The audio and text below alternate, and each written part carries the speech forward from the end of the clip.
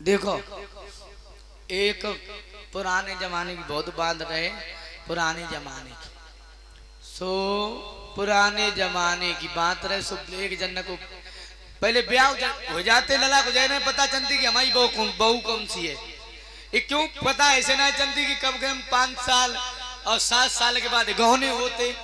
हाँ, ब्याह कर दो जा तो डल ही डल मन। अब गहने लंबे करे जाते, कहूँ 12 साल वो 15 साल बाद तो लली को जय नहीं मानो कौन से लला के संग वहां ब्याह बहु। हाँ, एक दूसरे को पहचानना है पाते। सो महाराज पहले बहानो इतने नहीं चलते। हाँ,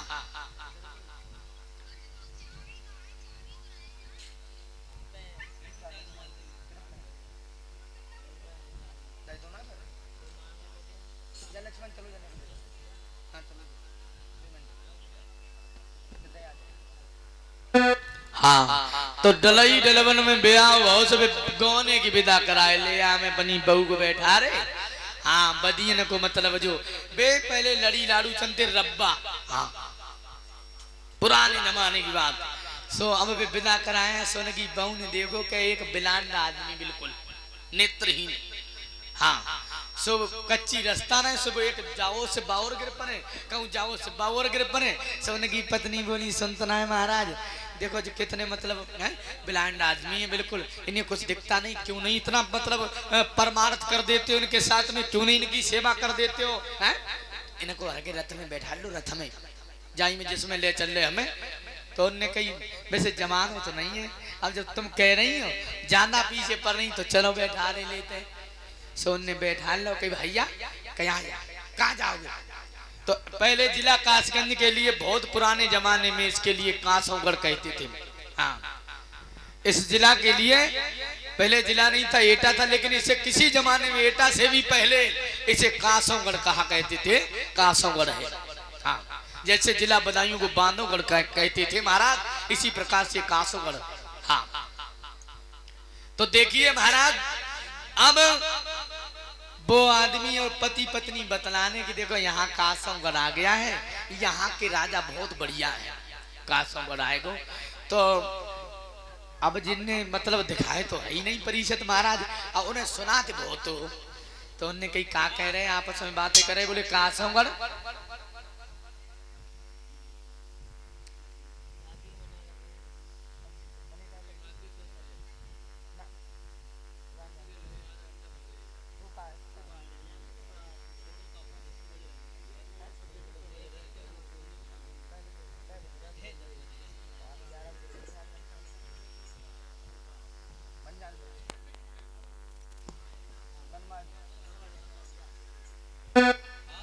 बड़ी सच्चे दरबार की। हाँ, सो महाराज ऐसो ही जो कही के कासोगढ़ पड़ा है, कासोगढ़।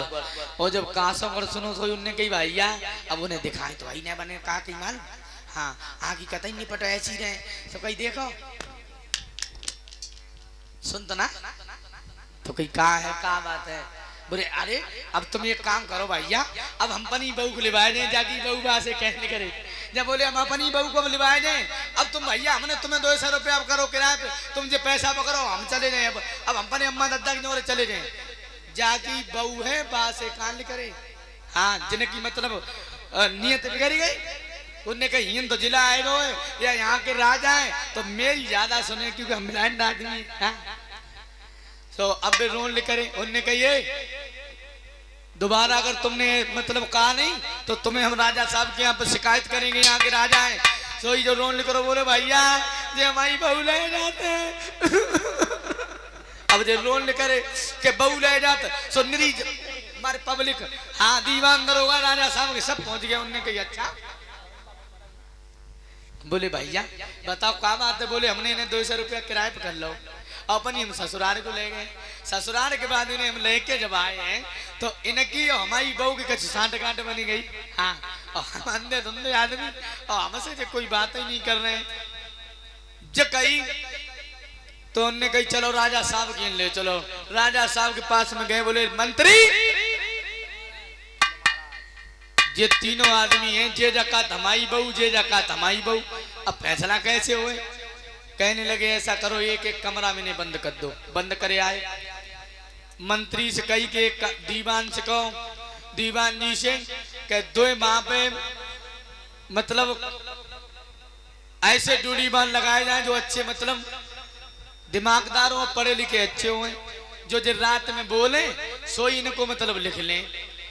तो देखिए वो पति तो रो रहा है, रात का समय है, लिखने वाले लिख रहे हैं।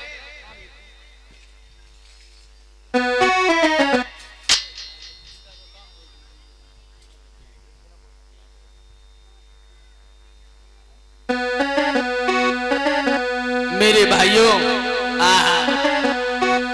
अब तो भैया पति रोने लगा है। क्या कह रहा है रात के समय भैया के जायन बादल पारे रे मेरे सब एहसान बिगाड़े।